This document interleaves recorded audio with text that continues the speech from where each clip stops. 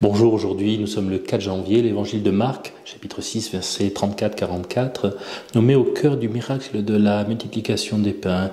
Il y a un verset qui m'interpelle, c'est le passage où les disciples disent à Jésus, qui est en train de prêcher longuement à des foules. En fait, Jésus, il se fait tard, l'endroit est désert, ce serait bien que tu renvoies tout ce beau monde dans les villages du coin pour qu'ils puissent s'acheter de quoi manger.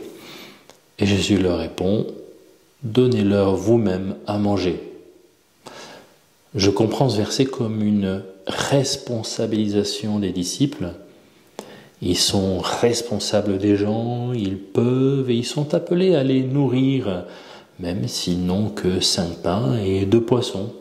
Dans le livre « Avoir le courage de ne pas être aimé », que j'ai décidé de lire durant ce mois de janvier avec vous, je retrouve cette responsabilisation, provocation dans ce prophète sage, lorsqu'il dit « les traumatismes, les blessures n'existent pas, ce ne sont pas elles qui déterminent notre vie, nous déterminons nous-mêmes notre propre vie en fonction du sens que nous donnons à nos expériences passées. » Différentes personnes ayant vécu le même traumatisme vont avoir par la suite des vies totalement différentes. L'auteur prend l'exemple japonais des reclus. Ce sont des jeunes gens qui se coupent de la société en s'enfermant dans leur chambre pendant des années. Le jeune homme dit au sage que c'est à cause d'un traumatisme qu'ils s'enferment. Le sage répond que c'est leur choix. Nous nous autodéterminons par le sens que nous donnons à nos expériences. Donc les reclus trouvent un sens, un avantage dans leur choix.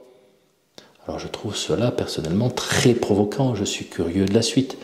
Cette philosophie, psychologie, qui vient d'Alfred Adler, pousse à la responsabilité et en même temps je trouve qu'elle a un côté culpabilisant.